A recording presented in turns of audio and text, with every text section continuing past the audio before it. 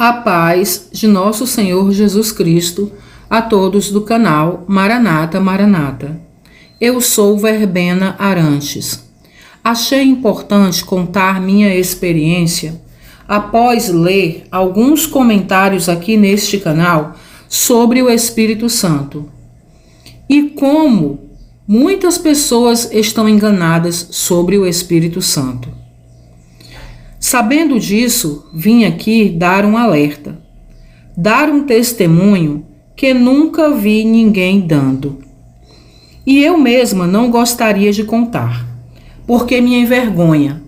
Mas, se eu passar vergonha, que pelo menos seja para alertar e ensinar alguém aqui neste canal. Que você perceba como o inimigo das nossas almas tenta nos derrubar. Em Apocalipse, a palavra do Senhor diz que nós temos que tomar cuidado para que ninguém tome a nossa coroa. Dessa passagem, devemos entender que sim, é possível alguém tomar a nossa coroa. Então, preste atenção. A palavra de Deus diz que o Espírito Santo é sensível. Ela nos alerta para não o entristecermos. Acho que é em Efésios que diz isso. Porque ele, o Espírito Santo, é o selo de Deus em nós para o dia da redenção. É ele quem nos ensina. É ele que intercede por nós com gemidos inexprimíveis. E é tão sério isso que se pecarmos contra o Pai e o Filho, encontramos perdão. Mas, se blasfemarmos contra o Espírito Santo, não há perdão. Pois é o Espírito Santo quem nos convence do pecado, da justiça e do juízo. Se pecarmos contra ele, não seremos mais convencidos do pecado, da justiça e do juízo, e padeceremos em nossos pecados, não entendendo nem aceitando que estamos em pecado. Meu Deus do céu, que Deus tenha misericórdia de nós. Eu hoje estou bem na presença do Senhor, com meu esposo e nossos 2 filhos. Mas, anos atrás, meu marido se desviou. Arrumou uma amante. E não somente isso, mas ela era da bagaceira. Ela gostava de frequentar casas de swing. E quem sabe o que é isso, entende que eu estou falando sobre as profundezas do inferno. Meu marido, irmãos, era diácono, vivia nos cultos. Porém, agora, ele saía do trabalho e ia direto para os bares. Passou a chegar em casa de madrugada. É claro que isso não aconteceu de uma hora para outra, mas quando eu percebi, já estava assim. E as coisas são assim. Quando os maridos começam a trair a Deus e suas esposas, eles começam devagar. Ninguém percebe nada. Quando as esposas percebem, a coisa já está bem séria. Chegamos a um ponto em que ele saía para o trabalho antes de eu acordar e chegava em casa quando já estávamos todos dormindo, meus filhos e eu. Então, mal nos víamos. Ele se tornou um estranho dentro de casa, um turista. Mas, como tudo pode piorar, os finais de semana que ele ainda passava conosco, ele resolveu também dedicar à amante. Então, domingo de manhã, quando deveríamos estar todos na escola bíblica dominical, estavam meus filhos e eu somente. Meu marido passou a sair cedo aos domingos para satisfazer os desejos da sua amante e passear com ela pelas praias. Aos domingos, ele só voltava depois das 11 da noite, quando já tínhamos chegado da igreja, jantado e nos deitado. Às vezes, durante a semana, ele chegava dizendo que havia ido passear no shopping. Uma vez ele me trouxe uma caixa de chocolates, já aberta, com apenas alguns poucos chocolates. E eu entendia que ali ele já tinha aberto a caixa, desfrutado os melhores bombons com alguém e trazido o resto para mim. Passei a viver abatida, desesperada, chorando pelos cantos, vendo tudo aquilo acontecer. Vendo meu casamento desmoronar, meu marido ir embora aos poucos, e tudo acontecendo ali, na minha cara. Eu orava e nada acontecia. Parecia que Deus estava permitindo tudo aquilo para me provar. Deus estava em silêncio comigo. Eu orava, jejuava, orava pelas madrugadas, chorava, me humilhava e nada acontecia. Até que, depois de um tempo, aconteceu algo sim, algo muito estranho. Meu marido voltou a me procurar à noite, depois que ele chegava das farras. E eu o aceitava. E comecei a pensar assim: Deus está me ouvindo e me atendendo. Ele está deixando ela, está voltando para mim. E comecei a me alegrar. Mas aí, numa noite dessas em que estávamos juntos, ele me fez uma proposta. Ele começou aos poucos, falando sobre outras coisas, vindo pelas bordas, mas então chegou no ponto que ele queria. Ele me perguntou se alguma vez na vida eu já tinha dormido com mais de uma pessoa. E que eu poderia experimentar, que era bom, que ele poderia me proporcionar isso, que seria bom para nós, que iria fortalecer o nosso relacionamento. Irmãs, eu sou uma pessoa que nunca tive muitos relacionamentos. Eu conheci meu esposo muito jovem. Não tinha tido nenhum relacionamento sério com mais ninguém. Namorei sério com ele, casei. Eu era uma dona de casa. A minha preocupação era cuidar dos meus filhos, manter minha casa em ordem, zelar pelas nossas coisas, cuidar do meu esposo. Era só isso. E além do mais, eu cuidava das coisas da igreja. De certa maneira, eu era inocente com relação a certas coisas do mundo. Então, logo de cara, eu não disse nada. Tinha medo de falar alguma coisa. É claro que eu queria dizer não, mas eu tinha medo. Nosso relacionamento já estava por um fio e eu não queria que ele fosse embora de casa de vez. Mas depois, no dia seguinte, quando eu estava sozinha, eu chorei muito de decepção. Chorei porque eu achei que Deus estava trabalhando e que Ele estava voltando para mim. Mas não.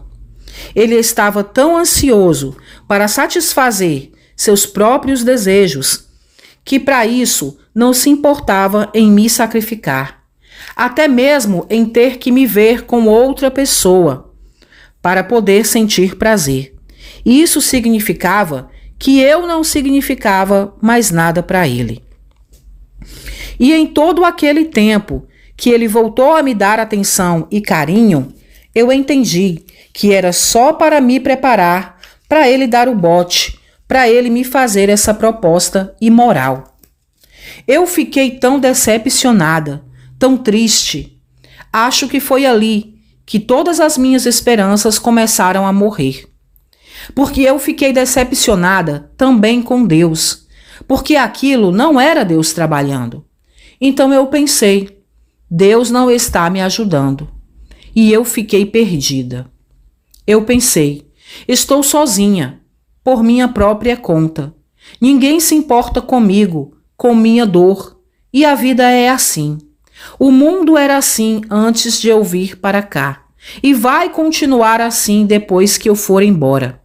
Os homens são assim, todos promíscuos, insaciáveis, traiçoeiros, escravos de seus desejos, capazes de sacrificar até o mais belo e puro sentimento por uns minutos de prazer.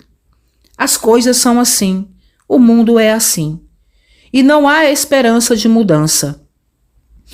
E eu tenho que lidar com isso, não tenho como fugir. Ficar chorando como uma criança não vai resolver. Ninguém vai vir me salvar. Já orei muito e ele não muda. E eu já estou dilacerada. Não tenho mais forças. E isso não tem fim. Não tenho saída. Foi aí que eu vi essa proposta como uma condição para ficarmos juntos. E eu pensei, se ele quer assim, eu vou me sujeitar a isso. Vou ignorar a minha dignidade para não perder meu marido, porque eu amo muito, e também para não destruir de vez a minha família. Eu achei realmente que se eu fizesse a vontade dele, se tentasse saciar seus desejos, ele ficaria comigo. Aí eu resolvi entrar no mundo dele, fazer parte do que ele estava vivendo, só para ficar com ele. Talvez, pensei eu, estando com ele lá, na lama, eu conseguisse resgatá-lo, ou Deus viesse nos resgatar. Hoje, meus irmãos, o que eu penso é o seguinte, que muito disso foi o meu desejo, a minha grande vontade de ter uma família. Eu venho de um lar desfeito. Meus pais se separaram quando eu era muito pequena e eu e meus irmãos sofremos muito com isso. Tudo o que eu sempre desejei foi ter um esposo, filhos, um lar estável, um lugar seguro, de paz, onde eu pudesse viver. Então, eu estava disposta a fazer tudo para manter o meu lar. Hoje eu entendo que nós devemos perseguir, tanto assim, e dar as nossas forças não só para isso, em primeiro lugar, mas pela nossa salvação. E por Deus temos que lutar pela nossa salvação e pela presença do nosso Deus, em primeiro lugar. Eu não fiz isso, eu fiz o contrário. Então, eu falei para ele que eu topava, e ele marcou com uma outra mulher para sairmos os três. Até aqui, eu não falei para vocês que a essa altura da minha vida eu já era uma pregadora da Casa de Deus e uma dirigente do círculo de oração, e etc. Eu fazia muitas coisas na igreja, mas resolvi abandonar tudo isso por ele, por minha casa, minha família. Eu pretendia deixar a igreja, entregar todos os meus cargos. Foi uma decisão consciente que eu tomei, assim, na frieza da dor, porque eu não iria ficar dentro da casa de Deus, parecendo uma ovelha e por trás, por fora, agindo como um lobo. Não. O mínimo que eu podia fazer era ser sincera, honesta e verdadeira com Deus e com o meu pastor. E eu sabia que depois daquilo tudo iria mudar. Mas eu não ligava mais, porque sofrendo eu já estava. Então, chegou o dia. Saímos, meu esposo e eu, e no caminho pegamos a mulher, que, aliás, deixa eu explicar. Essa não era a amante dele, viu? Já era outra mulher, que com certeza deveria também ser amante dele, porque ele já a conhecia. Bem, nós fomos para onde tínhamos que ir, e eu não vou me prolongar sobre o que aconteceu dentro do carro. porque a conversação foi mínima, o clima era pesado, mas os sorrisos disfarçavam tudo. Chegando no lugar, entramos no quarto e eu fui ao banheiro. Entrando no banheiro, me olhei no espelho e respirei fundo. Já me achava uma desgraçada, uma pessoa que só tem essa opção, como eu pensava que era uma miserável. Foi nesse momento que, olhando no espelho, eu comecei a fazer minha última oração. Com os olhos cheios de lágrimas, comecei a me despedir de Deus. Eu disse: Senhor, me perdoa por estar abandonando tudo que tu me entregou. Meu ministério, essa porta que tu abriu, a minha salvação, Senhor, a minha caminhada contigo. Muito obrigado por ter colocado tudo isso na minha mão. Mas eu não sou capaz, Senhor. Eu não sei por que tu me escolheu, mas eu não sou digna do meu chamado.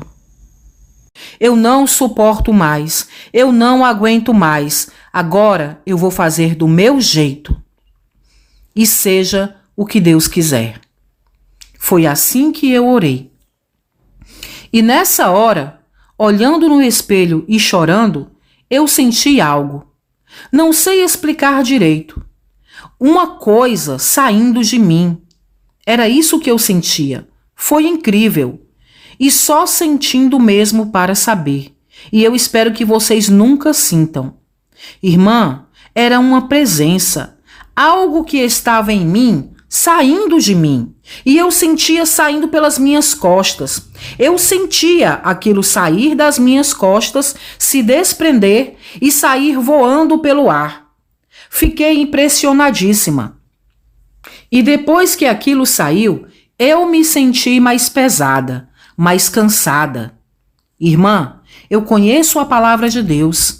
Eu dava aula na escola bíblica dominical. Eu sabia o que era aquilo. Era o Espírito Santo me deixando. Ele não ia presenciar aquilo, não ia ficar comigo enquanto eu praticava aquele pecado. O que me impressionava é que Deus estivesse me deixando perceber aquilo. E eu vou explicar. Vocês lembram de Sansão? A palavra do Senhor diz que, quando cortaram os cabelos de Sansão e vieram contra ele, Sansão se levantou para ir contra os seus inimigos, achando que o Senhor ainda estava com ele. Porém, a palavra diz que ele não percebeu, mas o Senhor já o havia deixado. Ele não percebeu isso, mas Deus não estava mais com ele. Então, irmãos, Sansão não percebeu, não se deu conta do momento em que o Espírito Santo o deixou. Mas Deus me deixou perceber quando isso aconteceu comigo. E eu fico me perguntando, por que Deus me deixou sentir isso? Nunca ouvi ninguém falando que tivesse sentido isso, que tivesse passado por essa experiência. Mas por que Deus me deixou perceber o momento em que o Espírito Santo me deixou? Não sei. Talvez seja para que eu esteja aqui hoje contando para você. Isso é muito sério, porque o Espírito Santo, como eu já disse, é o nosso selo. Ele nos sela para o dia da vinda de Cristo. Se ele sai de nós, se ele nos deixa, meu Deus. E eu senti, irmãos, senti isso na pele. Bom, depois eu saí do banheiro e fui me deitar com meu marido e aquela mulher. E não vou falar mais nada sobre isso. Quando voltamos para casa, eu, sentada no banco do carro, nem acreditava no que eu havia feito. Lembrei que quando entramos no quarto, o meu esposo foi logo tocando num aparelho que havia ali do lado da cama, acendendo luzes, falando com alguém que estava ali do outro lado do telefone, fazendo tudo com muita naturalidade. Já eu olhava à minha volta para tentar entender o que estava acontecendo. Eu nunca havia estado ali. Não conhecia nada, nem sabia me mover ali, mas ele já estava bem à vontade. E enquanto nós voltávamos para casa, uma voz falou ao meu ouvido durante todo o caminho de volta, me dizendo: você vai voltar a este mesmo lugar muitas vezes, porém com outras pessoas. Eu ouvi, irmãos, era uma voz que falava audivelmente ao meu ouvido. E foi isso que aconteceu. Depois daquilo, eu me senti diferente. Eu olhava meus olhos no espelho e não tinha mais o brilho de antes. Eles estavam escuros. Eu me sentia um pouco morta, me sentia mais velha, sem vida. A partir dali, eu fiquei lasciva e tenho certeza que um demônio entrou em mim. Eu fui na igreja e entreguei meus cargos e saí e fui sofrer no mundo. Pouco tempo depois, pensei em fazer um jejum de 3 dias. Eu era uma pessoa acostumada a jejuar por muito tempo, irmãos, e eu nunca sentia nada. Nunca sentia fraqueza. O Senhor me sustentava e eu jejuava por horas e horas e horas. Mas naquele dia que eu me propus a fazer um jejum de 3 dias para pedir perdão ao Senhor e tentar voltar atrás, eu não consegui. No primeiro dia de jejum, eu caí, desmaiei, tamanha era a fome. E quando eu me levantei, eu me senti diferente. Eu passei o dia inteiro me sentindo diferente. A minha boca estava dormente. E eu comecei a mudar as minhas roupas. Troquei por roupas mais curtas. E quando eu olhava no espelho, alguém dizia ao meu ouvido: você está linda, é assim que eu gosto. E essa voz começou a me ensinar como andar, como falar. E era assim, irmãos, eu andava rebolando, mudei meu jeito de falar. Eu era uma pessoa diferente e tenho certeza que foi um demônio que entrou em mim, como eu já disse. Meu marido não ficou comigo como eu pensava. Eu achava que agora, me tornando uma pessoa do mundo, ele teria gosto, porque ele já estava lá. Mas não. Ele me abandonou de vez com as crianças. Ele saiu de casa para ficar com a amante. E eu comecei também a arrumar amantes. Fiquei com muita gente. Sofri um bocado. Eu me sentia oca por dentro e procurava o que pudesse preencher o meu vazio. Eu tive vários amantes. Tive um que era policial e ele dizia que o sonho dele era o dia em que nós sairíamos juntos e eu pagaria todas as despesas do nosso encontro. Eu fiquei olhando para ele. Era só esse tipo de pessoa, irmãos, que eu encontrava. Pessoas que queriam me usar ou tirar alguma coisa de mim. E pasmem, todos os homens que se interessavam por mim eram casados. Eu acho que não era coincidência nenhuma. Era o inimigo trabalhando na minha vida. Sempre eram homens casados. Uma vez eu estava saindo do motel com um homem e o Espírito Santo me falou, estando eu ainda dentro do carro dele. Ele me dizia: nunca mais volte aqui com esse homem.